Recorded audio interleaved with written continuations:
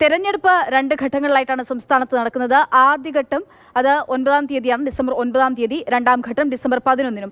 തെരഞ്ഞെടുപ്പുമായി ബന്ധപ്പെട്ടുള്ള വിവരങ്ങൾ നൽകാനായി പ്രശാന്ത് കൃഷ്ണ ചേരുകയാണ്. പ്രശാന്ത്, SIR ഉൾപ്പെടെയുള്ള നടപടിക്രമങ്ങൾ ഒരിടത്തുകൂടെ നടക്കുന്നതിനിടയിലാണ് ഈ തദ്ദേശ തെരഞ്ഞെടുപ്പിനെ നമ്മൾ അഭിമുഖീകരിക്കുന്നുള്ള പ്രത്യേകത കൂടിയുണ്ട്. ഈ തെരഞ്ഞെടുപ്പിനെ സംബന്ധിച്ചിടത്തോളം ഈ തെരഞ്ഞെടുപ്പിനായിട്ടുള്ള ഒരുക്കങ്ങൾ, ഒപ്പം തന്നെ പെരുമാറ്റച്ചട്ടം നിലവിൽ വന്നിരിക്കുന്നു. എന്തൊക്കെയാണ് കമ്മീഷൻ വിശദീകരിക്കുന്നത്? രാഷ്ട്രീയ പാർട്ടികൾ SIR തുടങ്ങിയതിലുള്ള വിയോജിപ്പുകൾ ഒരു വശത്ത് നടത്തുമ്പോഴും തദ്ദേശ തെരഞ്ഞെടുപ്പ് പ്രഖ്യാപനത്തോട് സഹകരിച്ച് അല്ലെങ്കിൽ അതുമായി ബന്ധപ്പെട്ട പ്രവർത്തനങ്ങളുമായി ഊർജ്ജസ്വലമായി തന്നെ മുന്നോട്ട് പോവുകയാണ്. കോൺഗ്രസ് നേരത്തെ തന്നെ തിരുവനന്തപുരം നഗരസഭയിൽ സ്ഥാനാർത്ഥികളെ പ്രഖ്യാപിച്ചു. മേയർ സ്ഥാനാർത്ഥി അടക്കം പ്രഖ്യാപിച്ചു. BJP കഴിഞ്ഞ ദിവസം അവരുടെ സ്ഥാനാർത്ഥികളെ ഒരു ഘട്ടം പ്രഖ്യാപിച്ചു കഴിഞ്ഞിരിക്കുന്നു. ഇപ്പോൾ CPIM-ന്റെ സ്ഥാനാർത്ഥി പ്രഖ്യാപനം, LDF-ന്റെ സ്ഥാനാർത്ഥി പ്രഖ്യാപനം നടന്നുകൊണ്ടിരിക്കുന്നു. അപ്പോൾ ഈ തെരഞ്ഞെടുപ്പിൽ പ്രധാനമായും നേരത്തെ അക്ഷയ തന്നെ സൂചിപ്പിച്ചതാണ്, ഈ എന്നാണ് വോട്ടെടുപ്പ്, നവംബർ, ഒന്നുകൂടി പ്രേക്ഷകരുടെ അറിവിലേക്ക്, ഡിസംബർ 9-ാം തീയതിയാണ് ആദ്യഘട്ട വോട്ടെടുപ്പ്. രണ്ടാം ഘട്ട വോട്ടെടുപ്പ് ഡിസംബർ 11-ാം തീയതി. ആദ്യഘട്ടത്തിൽ 9-ാം തീയതി നടക്കുന്നത് തിരുവനന്തപുരം മുതൽ എറണാകുളം വരെയുള്ള 7 ജില്ലകളും, തൃശ്ശൂർ മുതൽ കാസർഗോഡ് വരെയുള്ള 7 ജില്ലകൾ ഡിസംബർ 11-ാം തീയതിയുമാണ്. തെരഞ്ഞെടുപ്പിൻ്റെ വിജ്ഞാപനം ഈ മാസം 14-ാം തീയതി പുറത്തിറങ്ങും. അന്ന് തന്നെ അന്തിമ വോട്ടർ പട്ടികയും പ്രസിദ്ധീകരിക്കും. കാരണം നവംബർ 4-5 തീയതികളിലായി വോട്ടർ പട്ടികയിൽ പേര് ചേർക്കുന്നതിനുള്ള ഒരു അവസരം കൂടി സംസ്ഥാന തെരഞ്ഞെടുപ്പ് കമ്മീഷൻ ജനങ്ങൾക്ക് നൽകിയിരുന്നു. അപ്പോൾ ഇതിൻ്റെ നടപടിക്രമങ്ങൾ കൂടി പൂർത്തിയാക്കി വിജ്ഞാപനം പുറത്തിറങ്ങുന്ന ദിവസം തന്നെ അന്തിമ വോട്ടർ പട്ടികയും പ്രസിദ്ധീകരിക്കും.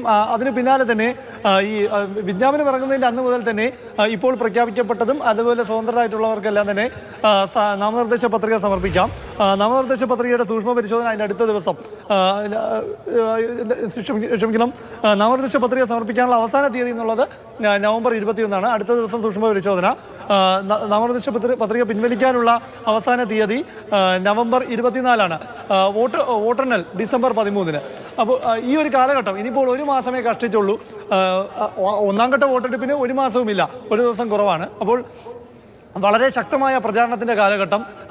കേവലം പ്രാദേശിക വിഷയം മാത്രമല്ല ഈ തെരഞ്ഞെടുപ്പിൽ രാഷ്ട്രീയ വിഷയങ്ങളെല്ലാം തന്നെ ഇപ്പോൾ ചർച്ച ചെയ്തുകൊണ്ടിരിക്കുന്ന ശബരിമല അടക്കമുള്ള എല്ലാ വിഷയങ്ങളും സജീവ ചർച്ചാ വിഷയമാക്കുകയാണ് പ്രചാരണ രംഗത്ത്. കാരണം അതിന് മുൻപ് കഴിഞ്ഞ ആഴ്ചകളിലെല്ലാം നടന്ന ഇതുമായി ബന്ധപ്പെട്ട ഈ പ്രക്ഷോഭങ്ങളും വാഗ്വാദങ്ങളും വാക്പോരുകളും എല്ലാം തന്നെ തദ്ദേശ തെരഞ്ഞെടുപ്പ് മുന്നിൽ കണ്ടുകൊണ്ട് തന്നെയാണ്. പ്രാദേശിക വിഷയങ്ങൾ ഒരു വശത്ത് വരുമ്പോഴും ജനങ്ങൾ വോട്ട് ചെയ്യുന്ന അല്ലെങ്കിൽ ജനങ്ങൾക്ക് മുന്നിലേക്ക് മുന്നണികൾ ഉയർത്തുന്നത് ഈ രാഷ്ട്രീയ വിഷയങ്ങൾ തന്നെയാണ്. ഇപ്പോഴത്തെ സർക്കാരിനെതിരായ വിഷയങ്ങൾ പ്രതിപക്ഷവും UDF-ഉം BJP-യും ഉയർത്തും. സർക്കാരാകട്ടെ അവരുടെ നേട്ടങ്ങൾ ഉയർത്തിക്കാട്ടാനുള്ള നടപടികൾ മുന്നോട്ട് പോകുന്നു. കഴിഞ്ഞ ആഴ്ച സർക്കാരിൻ്റെ ഏറ്റവും പ്രധാനപ്പെട്ട പെൻഷൻ വർധന അടക്കമുള്ള പ്രഖ്യാപനം, 1600 രൂപയായിരുന്ന ക്ഷേമ പെൻഷൻ വർധന 2000 ആക്കിയതും, വീട്ടമ്മമാർക്ക് പെൻഷൻ അടക്കമുള്ള പ്രഖ്യാപനങ്ങൾ നിയമസഭാ തെരഞ്ഞെടുപ്പ് മുന്നിൽ കണ്ടുകൊണ്ടല്ല, അത് തദ്ദേശ തെരഞ്ഞെടുപ്പ് മുന്നിൽ കണ്ടുകൊണ്ട് തന്നെയാണ്. അപ്പോൾ സർക്കാർ ഒരു വശത്ത് ക്ഷേമ വികസന പ്രവർത്തനങ്ങൾ നടപ്പാക്കിയെന്ന ഒരു വലിയ ക്യാമ്പയിൻ നടത്തും. ജനങ്ങൾ അത് സ്വീകരിക്കുമോ എന്ന് തന്നെയായാലും LDF-നും UDF-നും BJP-യെ സംബന്ധിച്ച് ഇത് നിയമസഭാ തെരഞ്ഞെടുപ്പിന് മുൻപുള്ള ഒരു പരീക്ഷയാണ്. പ്രത്യേകിച്ചും UDF-നെ സംബന്ധിച്ച് ഒരു ജീവൻ മരണ പോരാട്ടമാണ്. BJP-യെ സംബന്ധിച്ചും അവരുടെ അവരുടെ ശക്തി കേന്ദ്രങ്ങളിൽ ഒരു ജീവൻ മരണ പോരാട്ടം തന്നെയാണ്. കാരണം നിയമസഭാ തെരഞ്ഞെടുപ്പിലേക്ക് മുൻപുള്ള ഒരു അളവുകോലാണ് ഈ ഇരു മുന്നണികളുടെയും ശക്തി എത്രത്തോളമാണ്. ഇനി മൂന്നാം തുടർഭരണം LDF-ന് വീണ്ടും കിട്ടുമോ എന്നതിൻ്റെയൊക്കെ ഒരു ദിശാസൂചിക തന്നെയായിരിക്കും ഈ തദ്ദേശ തെരഞ്ഞെടുപ്പ് എന്ന കാര്യത്തിൽ തർക്കമില്ല. അതുകൊണ്ട് പ്രാദേശിക വിഷയങ്ങൾ എന്നത് അത് പരിഗണിക്കും. പക്ഷെ അതിനപ്പുറം 3 മാസത്തിനപ്പുറം വരുന്ന നിയമസഭാ തെരഞ്ഞെടുപ്പിന് മുൻപ് രാഷ്ട്രീയ വിഷയങ്ങൾ ചർച്ച ചെയ്യപ്പെടുകയും, തീർച്ചയായും 3 മാസത്തിനപ്പുറത്തേക്ക് നിയമസഭാ തെരഞ്ഞെടുപ്പാണ്. പ്രശാന്ത് സൂചിപ്പിച്ച പോലെ തന്നെ അതുകൊണ്ട് തന്നെ ഈ തെരഞ്ഞെടുപ്പിന് പ്രാധാന്യമേറെയാണ്. ഇപ്പോൾ തുടങ്ങുന്ന പ്രചാരണം എന്ന് പറയുന്ന ആ പ്രചാരണം അത് നിയമസഭാ തെരഞ്ഞെടുപ്പിലേക്ക് കൂടിയുള്ള പ്രചാരണമായിരിക്കും. സെമി ഫൈനൽ എന്ന് നമുക്ക് ഒരു തെറ്റും കൂടാതെ ഒരു പുനർവിചിന്തനം അല്ലെങ്കിൽ വീണ്ടും ഒരു ചിന്തയില്ലാത്ത വണ്ണം നമുക്ക് പറയാനാകുന്ന തദ്ദേശ തെരഞ്ഞെടുപ്പാണ്. ആ തീയതിയാണ് ഇപ്പോൾ പ്രഖ്യാപിച്ചിരിക്കുന്നത്. അമൽ തേനംപറമ്പിൽ കൂടി നമുക്കൊപ്പം ചേരുന്നുണ്ട്. അമൽ, തിരുവനന്തപുരം കോർപ്പറേഷനെ സംബന്ധിച്ചിടത്തോളം ഈ തെരഞ്ഞെടുപ്പിൽ ആദ്യം സ്ഥാനാർത്ഥികളെ പ്രഖ്യാപിക്കുന്നത് അത് തിരുവനന്തപുരം കോർപ്പറേഷനിലാണ്. ആദ്യ പ്രഖ്യാപനം നടത്തുന്നത് UDF ആണ്. പിന്നാലെ BJP അവരുടെ സ്ഥാനാർത്ഥികൾ 67 സ്ഥാനാർത്ഥികളെ ഇന്നലെ പ്രഖ്യാപിച്ചു. ഇപ്പോഴിതാ LDF സ്ഥാനാർത്ഥികളെ പ്രഖ്യാപിച്ചു കൊണ്ടിരിക്കുകയാണ്. കനത്ത പോരാട്ടമാണ്. തലസ്ഥാനം പിടിക്കുക എന്നുള്ളതാണ്. സംസ്ഥാനം പിടിക്കാൻ വേണ്ടി സംസ്ഥാന തദ്ദേശ തെരഞ്ഞെടുപ്പിൽ സംസ്ഥാനത്ത് മുൻകൈ നേടാൻ തലസ്ഥാനത്തെ കോർപ്പറേഷൻ പിടിച്ചെടുക്കുക എന്നുള്ള ലക്ഷ്യത്തോടു കൂടി ശക്തമായിട്ടുള്ള ത്രികോണ പോരിലേക്ക് കടക്കുന്നു. തിരുവനന്തപുരം കോർപ്പറേഷനിൽ ത്രികോണപ്പോരിന് കളമൊരുങ്ങിയിരിക്കുന്നു. തിരുവനന്തപുരത്ത് മാത്രമല്ല, കോർപ്പറേഷനുകളെല്ലാം ശക്തമായ പോരാട്ടം ഇത്തവണ നടക്കുമെന്ന കാര്യത്തിൽ സംശയം വേണ്ട. പ്രത്യേകിച്ചും ബി ജെ പി കൂടി കളത്തിലേക്ക് നിറയുന്നതോടെ ഒരു ത്രികോണ പോരാട്ടത്തിന് പലയിടങ്ങളും വേദിയാവുകയാണ്.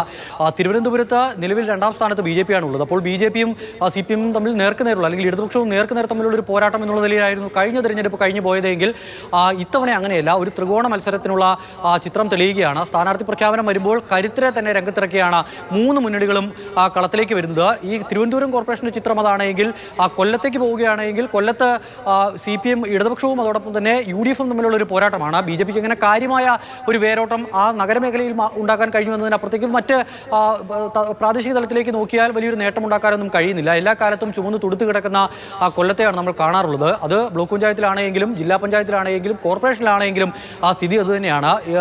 ഇനി അടുത്ത സ്ഥലം പരിശോധിച്ചാൽ ഇപ്പോൾ എറണാകുളത്തെ കാര്യം പരിശോധിക്കുകയാണെങ്കിൽ കൊച്ചിൻ കോർപ്പറേഷനിൽ കഴിഞ്ഞ തവണ കപ്പിനും ചുണ്ടിനും ഇടയിലാണ് UDF-ന് ഭരണം നഷ്ടപ്പെട്ടത്.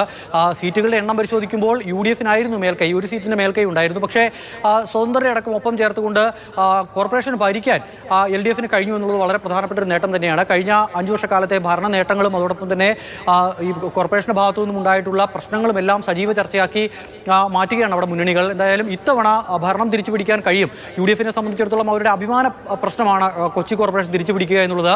മധ്യകേരളത്തിലെ തന്നെ കോൺഗ്രസിന്റെ ഏറ്റവും വലിയ ശക്തി കേന്ദ്രം ഉരുക്കുകോട്ട എന്നൊക്കെ വിശേഷിപ്പിക്കുന്ന സ്ഥലമാണ് എറണാകുളം. അങ്ങനെയുള്ള ഒരു സ്ഥലത്താണ് കോർപ്പറേഷൻ ഭരണം നഷ്ടപ്പെട്ടത്. അത് വലിയ ക്ഷീണം പാർട്ടിക്ക് ഉണ്ടാക്കുകയും ചെയ്തു. അതിനാൽ തന്നെ കൊച്ചിൻ കോർപ്പറേഷൻ തിരിച്ചു പിടിക്കുക എന്നുള്ള ഒരു നീക്കം അല്ലെങ്കിൽ അത്തരമൊരു പോരാട്ടമാണ് എറണാകുളത്ത് കോൺഗ്രസ് നടത്തുന്നത്. തൃശ്ശൂരത്തെ കാര്യവും സമാനം തന്നെയാണ്. തൃശ്ശൂരും ഇഞ്ചോടിഞ്ച് പോരാട്ടം നടക്കുന്ന സ്ഥലം. BJP-ക്ക് വ്യക്തമായ സ്വാധീനമുള്ള പല മേഖലകളും കോർപ്പറേഷൻ പരിധിയിൽ തന്നെയുണ്ട്. അങ്ങനെ തൃശ്ശൂർ കോർപ്പറേഷനിലും ഒരു ത്രികോണ പോരാട്ടത്തിനുള്ള കളമൊരുങ്ങുന്നു. തിരുവനന്തപുരത്തിന് സമാനമായി തന്നെ. പിന്നീടുള്ളത് കോഴിക്കോട് കോർപ്പറേഷനാണ്. കോഴിക്കോട് കോർപ്പറേഷനിൽ ഇടതുപക്ഷത്തിൻ്റെ ഒരു ആധിപത്യം ഉണ്ട്. ആ ആധിപത്യം മറികടക്കാൻ UDF-ന് കഴിയുമോ എന്നുള്ളതാണ് കാത്തിരുന്ന് കാണേണ്ടത്.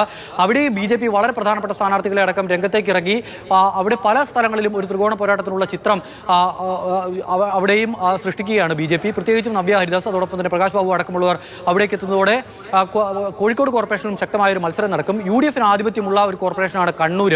അത് കാലാകാലങ്ങളെ അങ്ങനെയാണ്. ആ നഗരമേഖലയിൽ ആ നിയോജകമണ്ഡലത്തിൽ കണ്ണൂർ നിയോജകമണ്ഡലത്തിൽ കാലാകാലങ്ങളായി UDF-നുള്ള ഒരു സ്വാധീനമുണ്ട്. അത് ഇത്തവണയും ആവർത്തിക്കാൻ കഴിയുമെന്ന് UDF പ്രതീക്ഷിക്കുമ്പോൾ ഒരു അട്ടിമറി നടക്കുമെന്ന പ്രതീക്ഷയിലാണ് LDF ഉള്ളത്. ഒരു സ്വാധീനമായി മാറാൻ കഴിയുമെന്ന പ്രതീക്ഷ BJP-യും പങ്കുവയ്ക്കുന്നു. ഇതാണ് കോർപ്പറേഷൻ്റെ ഒരു ചിത്രം. ജില്ലാ പഞ്ചായത്തിലെ കണക്ക് പരിശോധിക്കുകയാണെങ്കിൽ നിലവിൽ LDF-ന്റെ ഒരു ആധിപത്യം നമുക്ക് ജില്ലാ പഞ്ചായത്തുകളിൽ കാണാൻ കഴിയും.